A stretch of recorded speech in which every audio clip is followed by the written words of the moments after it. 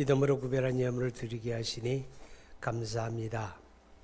하나님 많고 적음을 떠나 우리 삶의 소중한 일부를 감사함으로 하나님의 만유의 주가 되심을 고백함으로 드리오니 예물이 주님 나라에 합당하게 쓰여지도록 하나님 간섭해 주시고 하나님 믿음으로 드리는 모든 손길 가정 생업 위에 하나님의 언약을 따라 복 주시되 새벽 이슬 같은 주의 은혜가 풍성하기를 원합니다. 오늘을 시작하여 또 한 주간 우리에게 주어진 삶을 살아갈 텐데 우리가 보고 듣고 말하고 행동하는 모든 것이 믿음으로 하여 우리의 삶이 오직 하나님 앞에 영광되기를 간절히 원하고 특별히 우리 가운데 연약한 자, 병든 자, 상한 자, 병원에 입원해 있는 이들 혹은 슬픔을 당한 이들 하나님의 거룩한 말씀 속에 위로해 주시고 치료해 주시고 회복시켜 주시고 새롭게 하여 주옵소서. 예수님 이름으로 기도하옵나이다. 아멘.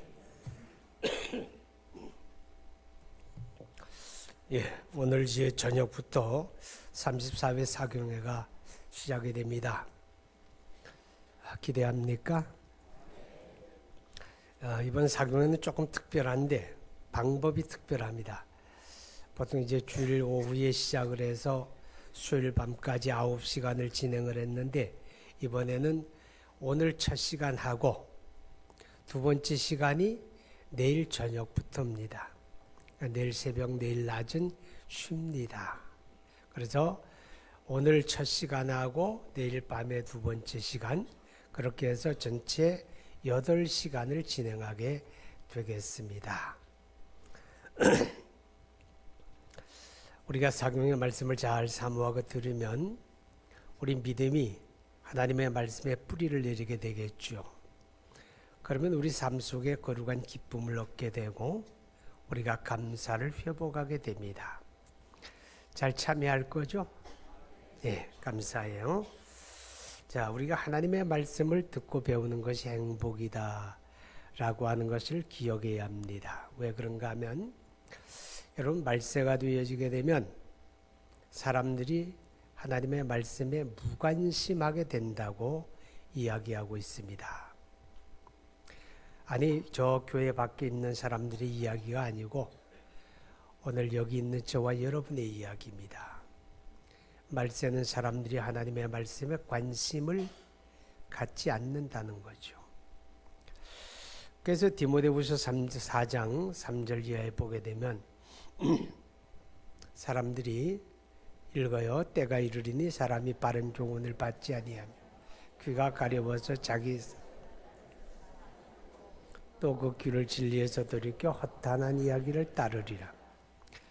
들어야 할 말씀은 귀를 닫고 들어서 유익하지도 않은 것들에는 귀를 열고 그런 시대가 바로 말세다. 그렇게 말하게 됩니다. 사람들은 점점 하나님 앞에 나와 예배를 드리고 하나님의 말씀을 듣는 시간에도 그들의 마음은 어떤가 하면 저런 얘기 말고 딱딱한 얘기 말고 좀 재미난 얘기 없을까? 우리의 귀를 좀 솔깃하게 할 수 있는 이야기, 내가 좀 웃을 수 있는 이야기, 그런 이야기 없을까? 그런 생각을 하게 됩니다. 그러다 보니 설교하는 사람들도 점점 사람들의 취향에 초점을 맞추게 되겠지요. 어떤 이야기를 하면 사람들이 좋아할까? 어떤 이야기를 들려주면 사람들이 눈이 말똥말똥해서 쳐다볼까? 어떤 이야기를 하면 사람들이 한번 웃어 제낄까? 이런 생각을 하게 되는 거죠. 그러다 보니 설교가 하나님의 말씀으로서의 설교가 아닌 타락을 하게 됩니다. 설교에 변질이 오게 됩니다. 설교가 뭡니까? 하나님의 말씀의 전달인데 그 설교가 변질되죠. 변질된 설교는 뭐예요? 설교 속에 그리스도가 없는 겁니다.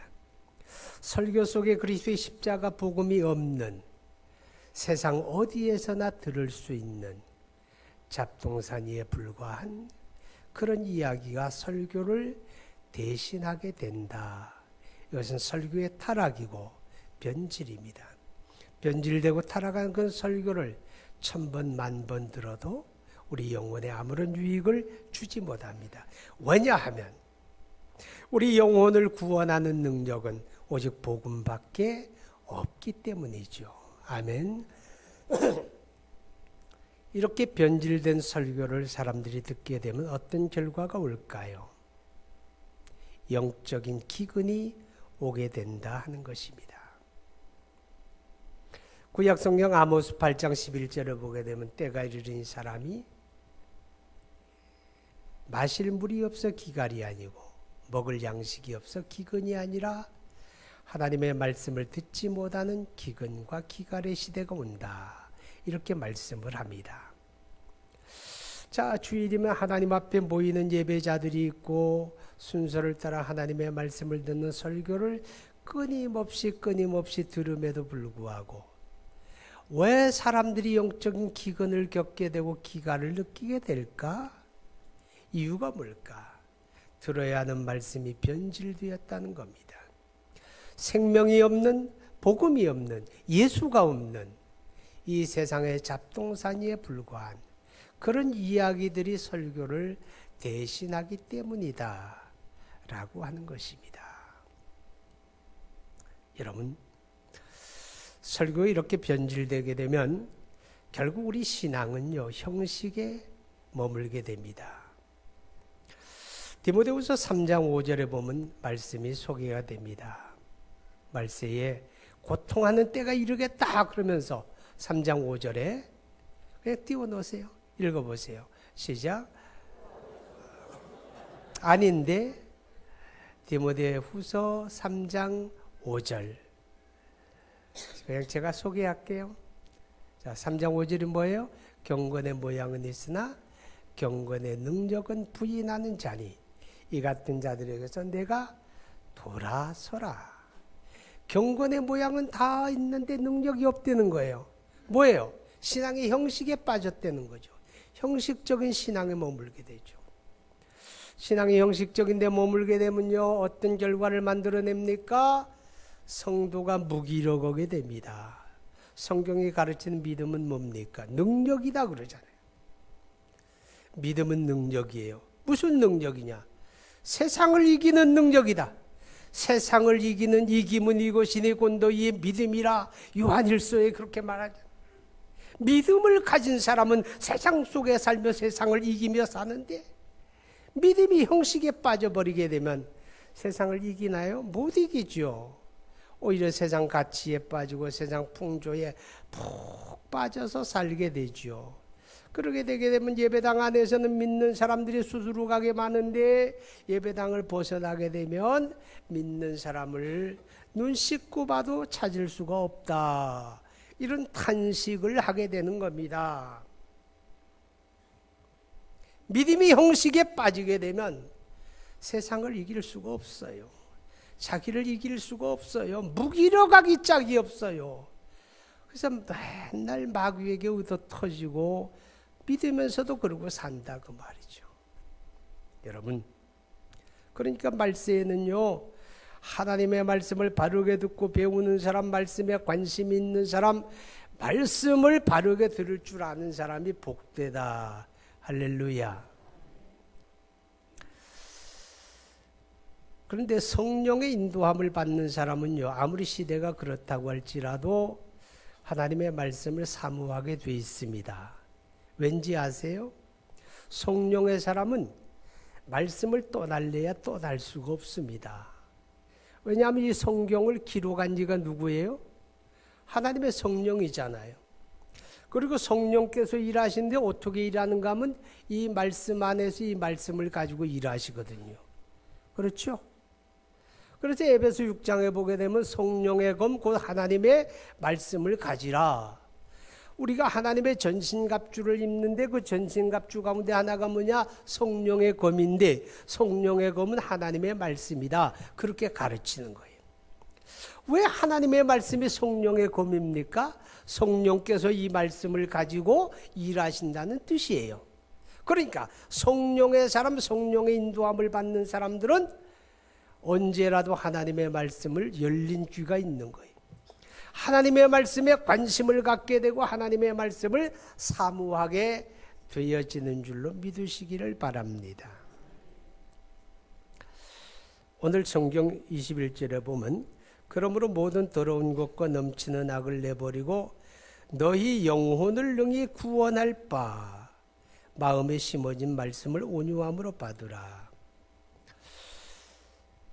말씀이 하나님의 말씀을 붙잡고 살아야 하는데 왜 하나님의 말씀을 듣고 붙잡고 사는 게 복인가 하면 이 말씀이 영혼을 능히 구원할 말씀이다. 따라하세요. 구원의 말씀. 자, 아까 보았던 디모데후서 3장 15절 한번 볼까요? 디모데후서 3장 15절 시작. 또 어려서부터 성경을 알았나니 성경은 능히 너로 하여금 그리스도 예수 안에 있는 믿음으로 말미암아 구원에 이르는 지혜가 있게 하느니라. 자, 성경은요 믿음으로 말미암아 구원에 이르는 지혜를 준다는 거예요. 성경의 목적은 하나예요. 예수 믿고 구원받으라는 거예요. 아멘. 요한복음 20장 31절 보면 한번 볼까요? 요한복음 20장 31절 시작. 오직 이것을 기록하면 너희로 하여금 아들 그리스도이심을 믿게 하려 함이요 또 너희로 믿고 그 이름을 힘입어 생명을 얻게 하려 함이라. 성경의 목적은 하나예요. 하나님의 구원. 예수 믿고 구원받으라고 이거 써준 거예요. 아멘. 예수 믿고 구원받으라고. 그렇기 때문에 이 성경의 주제는 하나님의 구원 한 가지예요. 창세기로부터 계시록까지 대주제 하나, 하나님의 구원. 그렇습니다. 하나님의 구원. 이 땅에 태어나 살아가는 모든 사람들은 다 구원받아야 할 사람들이죠. 구원이 필요 없는 사람은 한 명도 없다 그래요. 왠지 아세요? 모든 사람이 죄인이기 때문에. 그래서 성경 로마서 3장 23절에 모든 사람이 죄를 범하였음에 하나님의 영광에 이를 수 없더니, 죄인은 하나님의 영광에 이를 수 없어. 구원받을 길이 없다 그 말이에요. 히브리 9장 27절에 한 번 죽는 것은 사람에게 정하신 것이요 그 후에는 심판이 있으리니, 죽음으로 끝나는 게 아니라 하나님의 심판대 앞에 서고 하나님의 심판을 받아서 영원한 형벌에 떨어진다. 이것이 아담 안에 태어나는 모든 인간의 영적인 모습이에요. 그럼 구원 받아야 하잖아요. 그죠? 그럼 구원 받는 게 뭐냐? 구원이라고 하는 것은 예수 믿고 죄 사함 받는 거예요. 죄 사함 받았다 하는 말은 뭐예요? 심판이 해결됐다 그 말이에요. 죄가 해결됨으로 심판이 해결되는 거예요. 구원의 두 번째 내용은 영생 얻는 거예요. 영생을 얻었다고 하는 말은 죽음의 문제, 사망 문제가 해결되었다 그 말이에요. 구원의 세 번째 내용은 하나님의 자녀가 되는 거예요. 하나님의 자녀가 됐다는 말은 하나님의 진노가 해결되었다 그 말이에요. 구원제의 네 번째 내용은 천국을, 하나님의 나라를 유업으로 받았다 그런 뜻이에요. 하나님의 나라를 유업으로 받는 거예요. 할렐루야. 구원 받아야 돼. 근데 구원 받는 길이 뭐냐? 예수 믿는 거예요. 예수 믿는 건 오직 은혜다. 에베소서 2장 8절에 자 한번 보세요. 시작. 너희가 만일 성경에 기록된 대로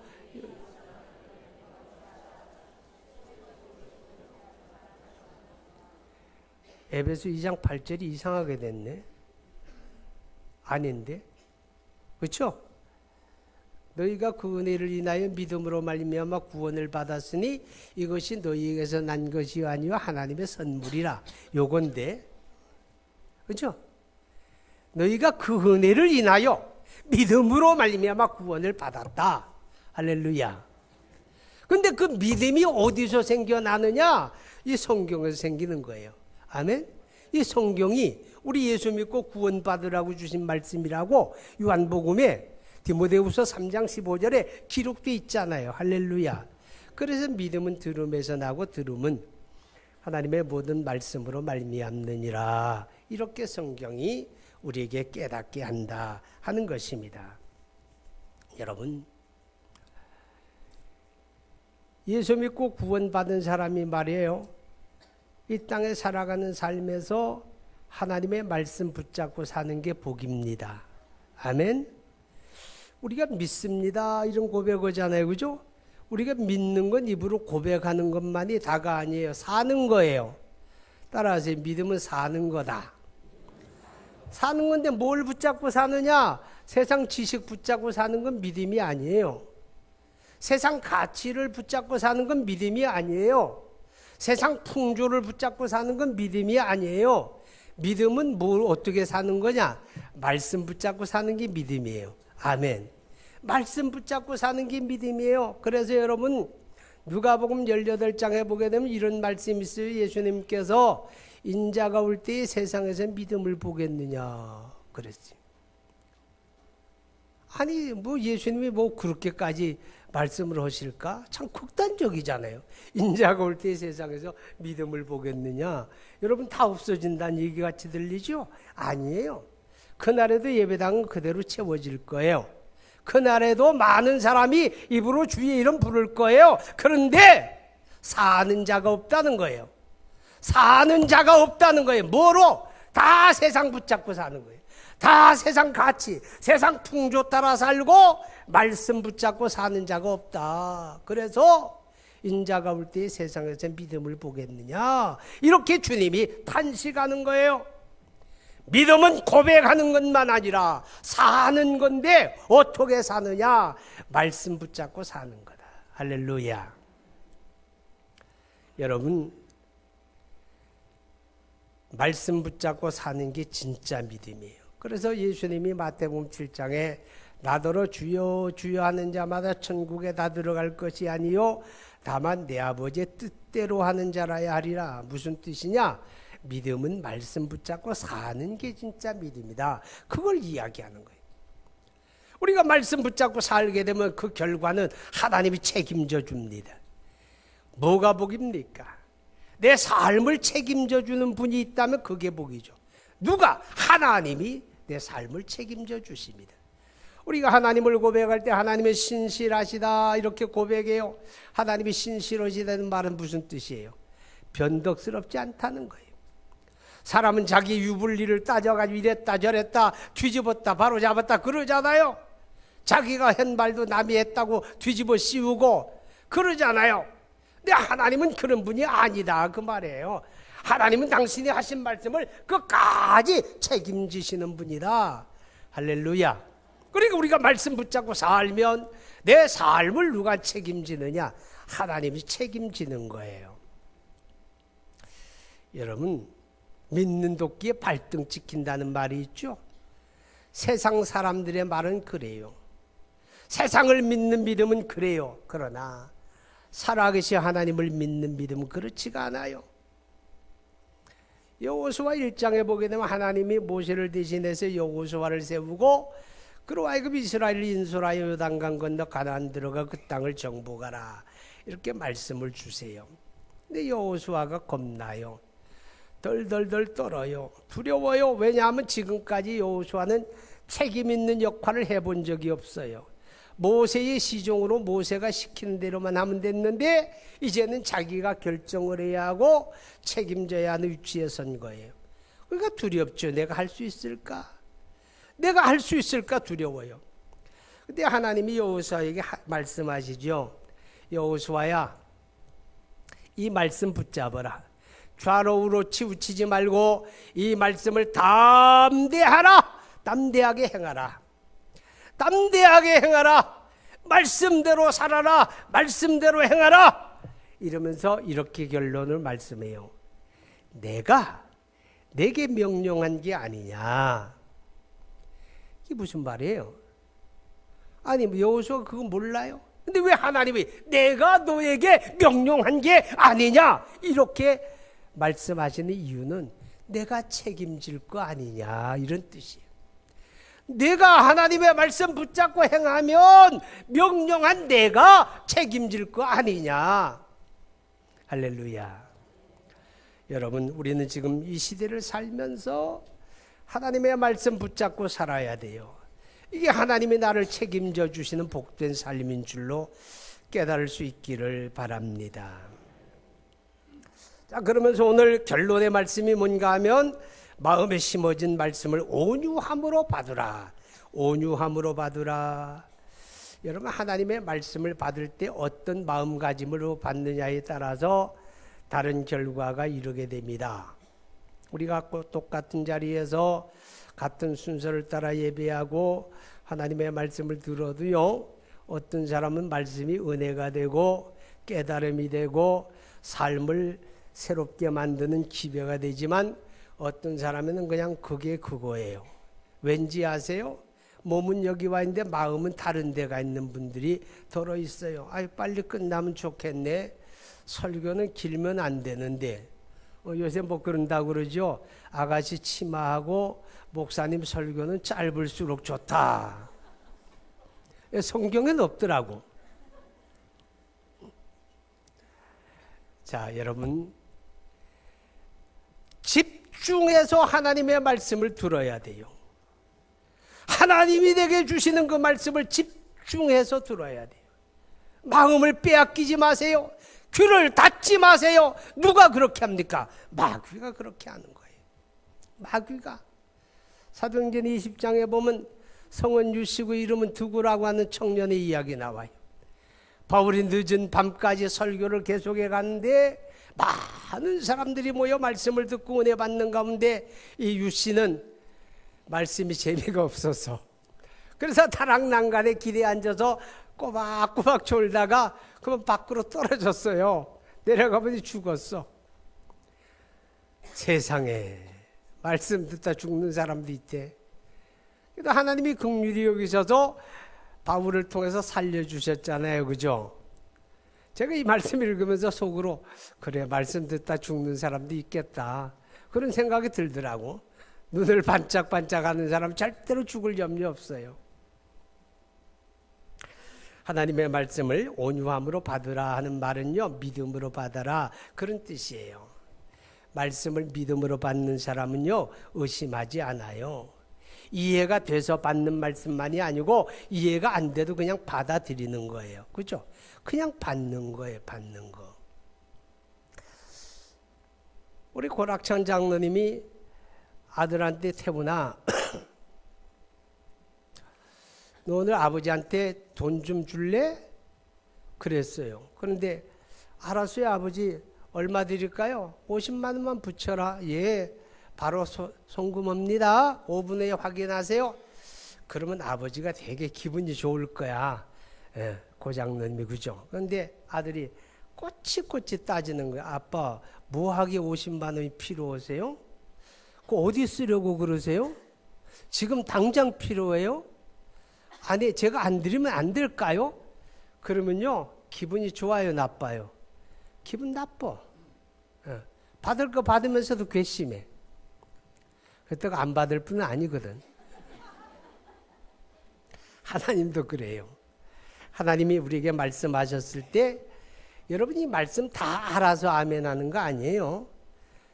알든 모르든 이해가 되든 안 되든 하나님이 나를 사랑해서 주시는 말씀이니까, 나의 행복을 위해 주시는 말씀이니까, 나 잘 되라고 주시는 말씀이니까 그냥 아멘하고 받는 거예요. 이게 믿음으로 받는 거고, 이게 온유한 마음으로 받는 거예요. 할렐루야. 그런데 우리 마음속에는요, 가시넝쿨이 있어요. 우리 마음속에는 딱딱한 돌멩이가 아주 많아요. 우리 마음속에 완악함과 의심과 불신과 원망과 불평하는 마음과 누추한 마음과 이런 것들이 우리 마음속에 가득한 돌멩이고 가시넝쿨입니다. 예수님이 비유로 말씀했죠. 씨를 뿌리는데 어떤 씨는 길바닥에 떨어지니까 새가 쥐어 먹어버리죠. 돌밭에 떨어진 씨는 싹이 났다가 뿌리 내리지 못하고 말라 죽죠. 가시넝쿨에 떨어진 씨는 싹이 나서 자라다가 가시넝쿨에 기운이 막혀 썩죠. 열매 맺고 풍성하게 되는 건 옥토밖에 없어요. 옥토가 뭐예요? 잘 기경된 밭이에요. 농부가 씨를 심을 때 아무데나 뿌리지 않거든요. 밭을 먼저 잘 손질하잖아요. 그죠? 다 갈아엎어가지고 돌을 주워내고 딱딱한 흙덩어리 다 부수어가지고 거기에 거름을 주어가지고 부드럽게 하고 거기다 심는 거예요. 오늘 저와 여러분이 말씀을 받는 마음이 그런 마음이 되어야 합니다. 할렐루야. 그런 마음. 그래서 우리가 말씀을 받을 때 먼저 마음의 밭을 잘 준비해야 됩니다. 우리가 예배당 나올 때 다 좋은 마음으로 오나요? 우리 안에 가시넝쿨이 많거든요. 어떻게 해야 할까요? 기도해야죠. 하나님, 내 안에 이 의심이 있는데요, 오늘 말씀 잘 듣게 도와주세요. 의심을 물리치게 해주세요. 하나님, 내 안에 온갖 누추한 가시넝쿨이 무성한데 이것 좀 제거해 주세요. 다 뽑아버려 주세요. 하나님, 내 안에 완악한 마음도 깨트려 주세요. 의심하는 마음도 깨트려 주세요. 기도해야지요. 아멘. 기도해야지요. 우리 마음이 온유한 마음이 되고 우리 마음이 옥토가 되어지는 가장 중요한 길은요, 하나님의 성령에 붙들리는 거예요. 하나님의 성령에 충만한 거예요. 할렐루야. 성령 충만한 마음이 옥토입니다. 왠지 아세요? 갈라디아 5장에 보게 되면 성령의 열매를 이야기하는 것 가운데 성령의 열매 중에 하나가 온유함이에요. 성령의 이끌림을 받고 성령으로 충만한 사람은 하나님의 말씀을 잘 받는다, 그런 뜻이에요. 하나님의 말씀을 믿음으로 받아들이는 게 성령의 역사예요. 우리 안에 모든 악하고 추한 게 제거되어지고 부드러운 마음으로 만들어지게 하는 게 하나님의 성령이거든요. 자, 이제 성경 봐요. 에스겔 36장 26절. 에스겔 36장 26절 시작. 또 새 영을 너희에게 속에 두고 새 마음을 너희에게 주되 너희 육신의 굳은 마음을 제거하고 부드러운 마음을 줄 것이며. 아멘. 여러분, 하나님의 성령으로 채워진 마음은요, 부드러운 마음이 되는 거예요. 옥토가 되어지는 겁니다. 그래서 성령 충만해야 돼요. 그런 사람은요, 하나님의 말씀을 그냥 받아들여요. 사람들이 볼 때 저 사람 어떻게 저럴 수 있지? 할 만큼 그냥 받아들인다는 거죠. 여러분, 마태복음 17장에 보면 아주 놀라운 말씀이 있는데, 아니 뭐 성경이 다 놀랍지만 어느 날 예수님에게 세금쟁이가 다가왔어요. 그리고 하는 말이, 유대인들은 다 장성하게 되면 남자들은 성전세를 내야 돼요. 1년에 반세겔씩을 내는데 이 세겔을 받는 사람이 와가 당신도 유대인이니까 성전세를 내시오, 그러는 거야. 예수님께서 그것과 관계해서 교훈을 하신 다음에, 그래도 우리가 덕을 위해서 내는 게 좋겠다. 그러면서 한 제자에게 이렇게 말해. 너 지금 낚싯대 들고 저 물로 가서 낚시를 던져라. 그러면 첫 번째 물려오는 물고기를 딱 잡고 입을 열어봐. 아 하고 그 속에 한 세켈이 들었는데 그거 가져다가 너와 나를 위해 세를 내라 그랬어요. 믿어집니까? 아니, 제가 지금 김영렬 장로님한테 그렇게 얘기하면, 아니 내가 말고 예수님이 여기 계셔서 지금 가서 저 한강에 가가지고 낚시 던져서 첫 번째 물려오는 물고기 입 열면 거기 너하고 내가 낼 세금 들었다 그러면 하겠어요? 나는 절대 못할 것 같아. 아, 주님, 아니 좀 납득이 될 말씀을 하세요. 차라리 마당을 쓸다가 한 세겔 주워와라 그러면 되겠는데. 자, 그런데 그 말도 안 되는 말인데 그걸 그냥 받아들이는 게, 이게 온유한 마음이에요. 이게 믿음으로 받는 거예요. 그 제자가 그냥 받아들이는 거예요. 그리고 그냥 물로 가서 낚싯대 들이운 거예요. 고기 한 마리 물었어요. 땡겨 올려. 진짜일까? 입을 딱 벌렸는데 세상에 동전 한 잎이 들어서 한 세겔. 여러분, 이게 믿음입니다. 이게 믿음으로 받는 거고 온유함으로 받는 거예요. 히브리서 11장에 보면 말이에요, 아브라함에 대한 이야기가 나오는데 하나님이 아브라함에게 내 본토 친척 아비의 집을 떠나 내가 내게 지시할 땅으로 가라 그랬을 때 아브라함이 떠나가는데 갈 바를 알지 못하고 떠났더라, 이렇게 말해요. 갈 바를 알지 못하고. 이게 무슨 말이에요? 하나님이 그냥 떠나라 그랬지, 어느 방향으로 가라, 어느 목적지로 가라, 이런 말씀 안 했다는 거예요. 아니, 세상에 그런 말씀이 어디 있어요? 목적지도 지정해 주지 아니하고 방향도 지정해 주지 아니하고 그냥 떠나라. 그러면 내가 인도할 것이다. 이런 거예요. 말도 안 되잖아요. 이게 어떻게 이해가 됩니까? 아니 내가 혼자라면 모험 삼아 한번 갈 수가 있겠어. 모험 삼아 목적지를 몰라도 방향을 몰라도 떠나라. 그냥 문 열고 나가는 거지 뭐. 혼자라면 그러겠어. 근데 아브라함이 혼자가 아니잖아요. 아내가 있고 물론 자식은 없어요. 수많은 노비가 있었고 수많은 가축이 있어요. 그 가축의 떼를 몰아가지고 지금 떠나야 하는데 아니 목적지도 안 정하고 방향도 안 정하고 그냥 떠나면 내가 인도하겠다. 이렇게 한 거예요. 근데 아브라함의 믿음이 그거예요. 갈 바를 몰라도 하나님이 내게 말씀하셨으니까 하나님 책임지시겠지. 그리고 그냥 떠난 거예요.